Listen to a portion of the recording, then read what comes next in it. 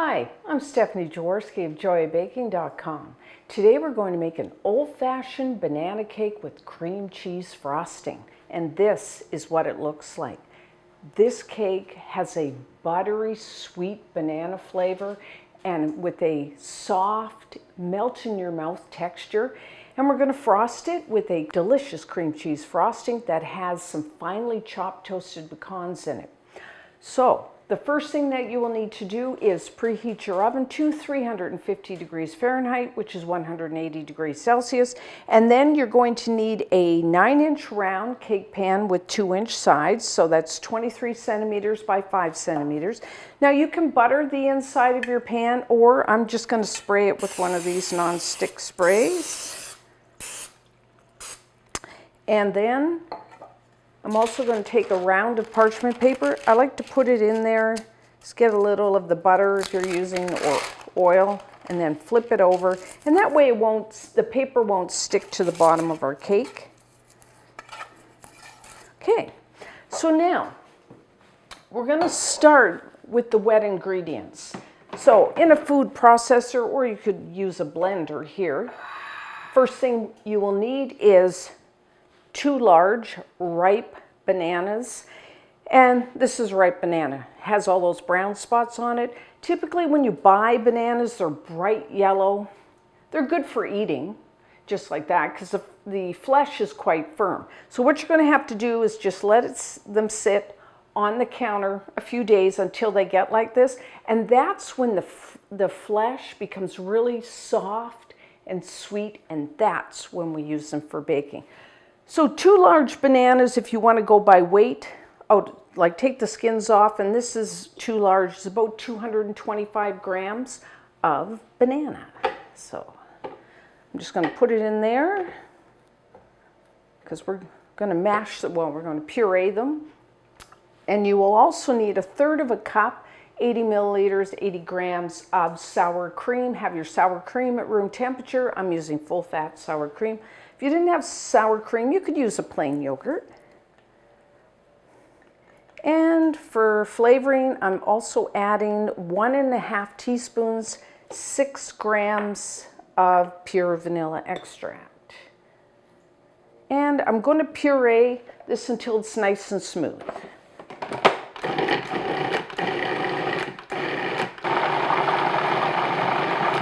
That looks pretty good. I'm just going to scrape down and do just a touch more. I mean, you could do this by hand. You just want to make sure that you mash your bananas until they're really nice and smooth.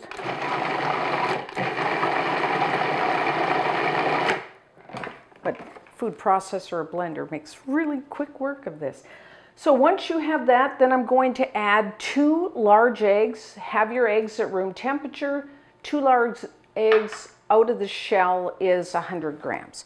And I'll scrape that. I'm just going to process that until everything's blended together.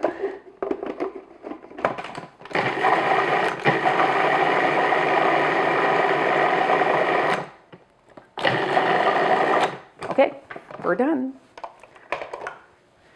Makes quick work. So I'm just going to pour it in here.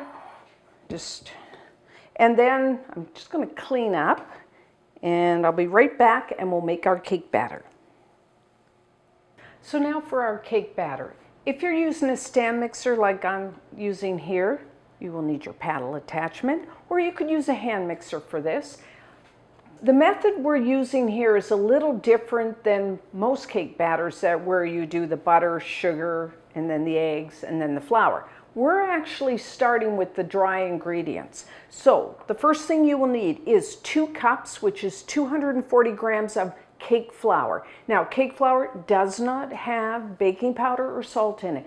Cake flour is a low gluten flour, which means it will give our cake a soft and tender crumb. I know some people can't find cake flour, then you could use an equal amount of all-purpose flour. And to that, I'm going to add 3/4 cup, 150 grams of granulated white sugar, 1 1/4 teaspoons, 5 grams of baking powder, 1/2 teaspoon, 2 grams of baking soda, and just a 1/4 teaspoon, 1 gram. I'm using a fine kosher salt. You could use a table salt. So now what I'm going to do is I'm just going to mix this on low speed just to get all the ingredients mixed together.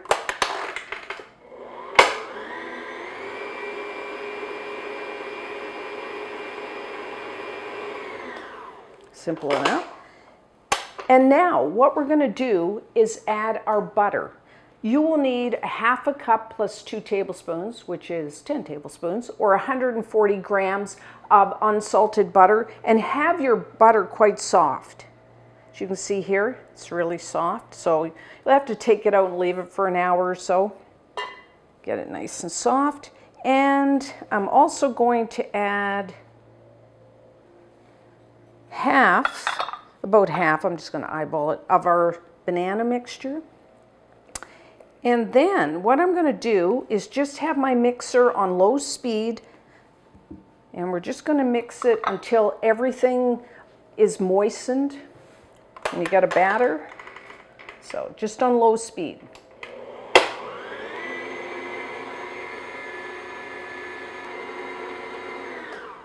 Okay, so that's good. I'm just going to scrape. And then what we're going to do, you will need, I have my kitchen timer. We are going to increase our mixer speed to medium, and we're going to beat our batter for 1.5 minutes. And what that's going to do is give the cake, our batter, some structure, some strength. If you were using a hand mixer, I would have your hand mixer not on medium speed, probably medium high. So medium speed, set your timer, 1.5 minutes.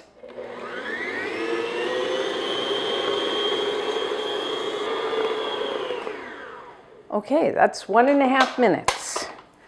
So as you can see, batter has some strength now. So now what we're going to do, I'm just going to scrape my bowl here. We're going to add the rest of the banana mixture in 2 additions. So I'm going to add, scrape that off. I'm going to add half, beat that in, and then add the rest till everything's mixed together.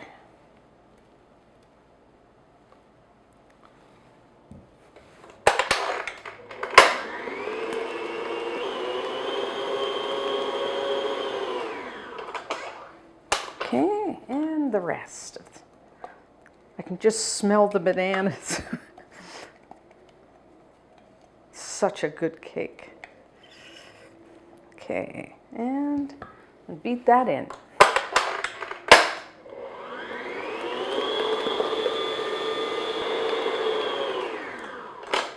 Okay, we are done. It wasn't too hard. It's just a little different mixing method you have to get used to. But oh, the texture.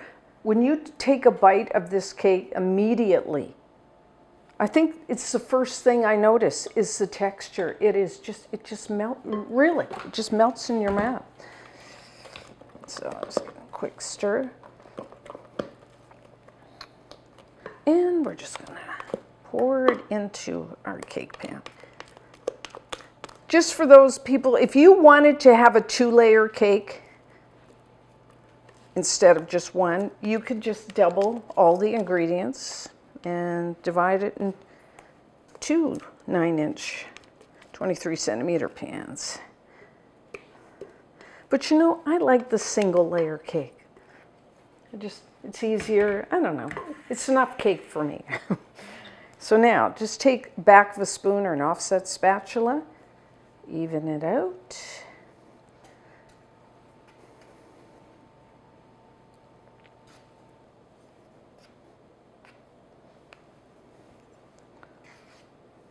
Yeah, looks pretty good. So now, for baking, I'm going to say 30 to 40 minutes. And the reason I have a range is because, you know, you hear this all the time from me, everyone's oven is different. And that's because it is. You know, some run a little hot, some run a little cool, but, you know, different types. I'm just going to bang that. So 30 to 40 minutes, it will rise, and a toothpick inserted in the center will come out clean.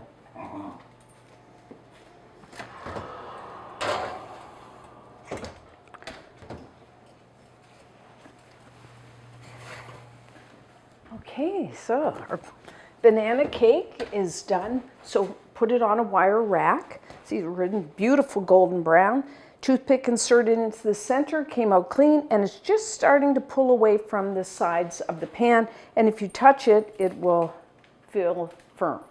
So now I'm just going to let it cool on the wire rack in the pan for about 10-15 minutes, and then we'll take it out of the pan. So now to take our cake out of the pan, first thing, take a knife, or I got an offset spatula, just run it around the inside just to make sure it's not sticking. And then take another wire rack and put my mitts on. Pan's still a little hot. And we're going to flip it over. Whoop, there we go. See how paper comes off so easily. And then I'm going to flip it back the other way. So it's right side up, like so. There we have it. So now we're going to have to let this cool down to room temperature, which is probably an hour or two. And then when we come back, we will make our cream cheese frosting. So now for our cream cheese frosting. Again, if you have a stand mixer, use your paddle attachment, or you could use a hand mixer.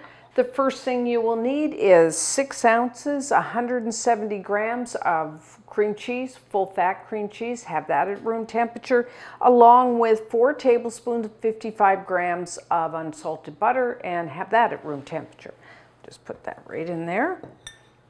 And I'm just going to beat this on low speed just until they get mixed together and they're nice and smooth.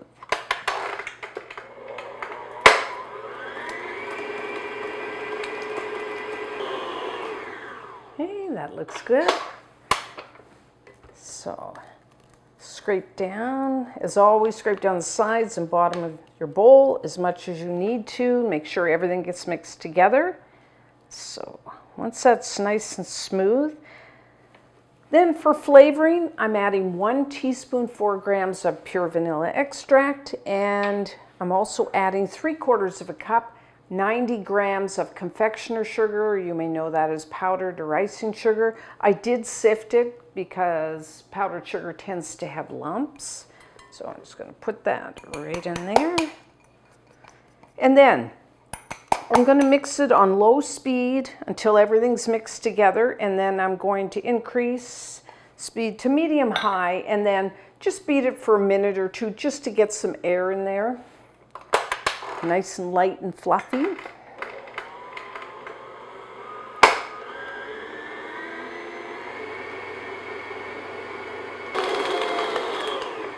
Okay, we're done. Well, almost done. Now, if you wanted just a plain cream cheese frosting, then you are done and you can just spread it on your cake. But today, what I'm going to do is add 1/4 cup, 25 grams of, I'm using finely chopped toasted pecans. You could also use walnuts. To toast either pecans or walnuts, just put them on a baking sheet in a 350 Fahrenheit, 180 C for about 8 minutes until they lightly brown, but mainly when you can start to smell them, and then let them cool. And then I just, on a cutting board with a knife, I just finely chop them. It really adds the flavor and a little bit of crunch. I like it with the banana cake. So just put that right in there. And I did do, when I toasted them, I did do some extra pecans because I'm going to use those for decorating. Just keep that in mind if you want to do it. So I'm just going to beat that in.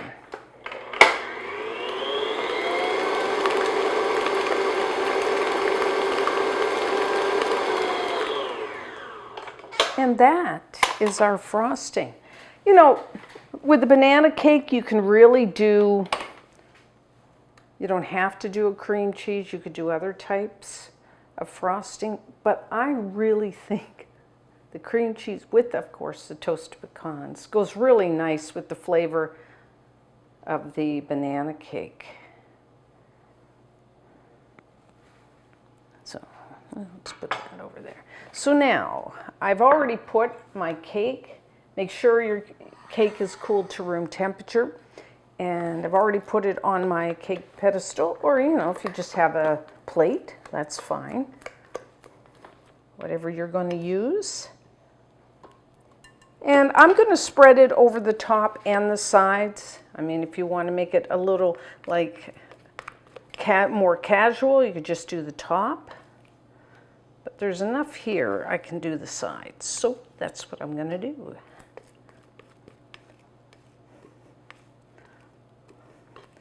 And I'm not going to get fancy here. I'm just going to spread it. If you had a knife or a spoon, I have an offset spatula. I'm just going to, so what I do is just kind of spread it out. I think the chopped nuts look really nice. Kind of gives some texture. And then just take and just go down and cover the sides.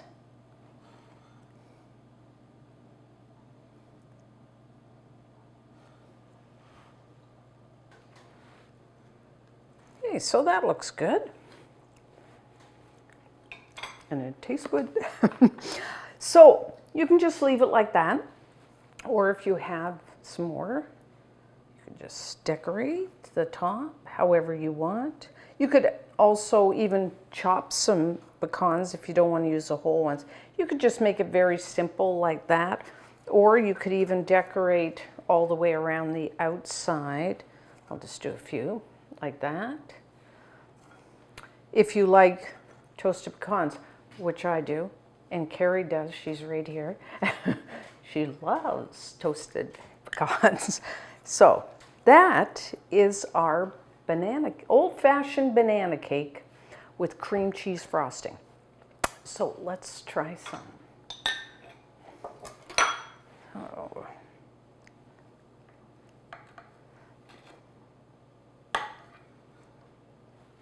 I'll just put that aside for now.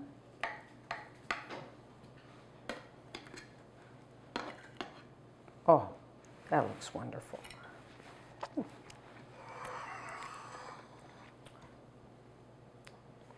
Just make it look pretty, like that. Okay, so let's try some. Already tried the frosting, which I love. Oh.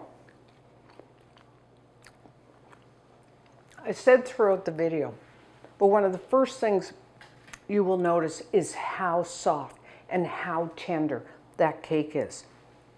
It has a sweet, buttery sweet, let's not forget about the butter, buttery sweet banana flavor, and I just love the texture. And that comes from the way we mix the batter. It's a little different than the creaming method. And then the cream cheese frosting, to me, just finishes off the cake.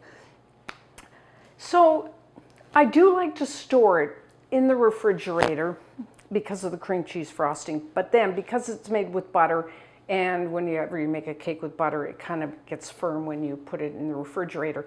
So let it come to room temperature before you eat it. And 3-4 days, you can also freeze it. If you freeze it, then defrost it in the refrigerator overnight. So it's great, I think it could be special occasion. It could be for every day. Also, if you want even more cake recipes, a really easy way to find, I think we have at least, I'm going to guess here, at least 120 cake recipes with videos. And the best way, the easiest way to find them is to go to our website, joyofbaking.com. Then click on cakes, and there's a whole page with pictures. Just click on that. And the great thing about our website is not only will you have the link to the YouTube video, and you'll see a picture, but you also have the written recipe along with the link to the print page. So it's kind of all in one-stop shop. So check that out. And until next time, I'm Stephanie Jaworski of joyofbaking.com.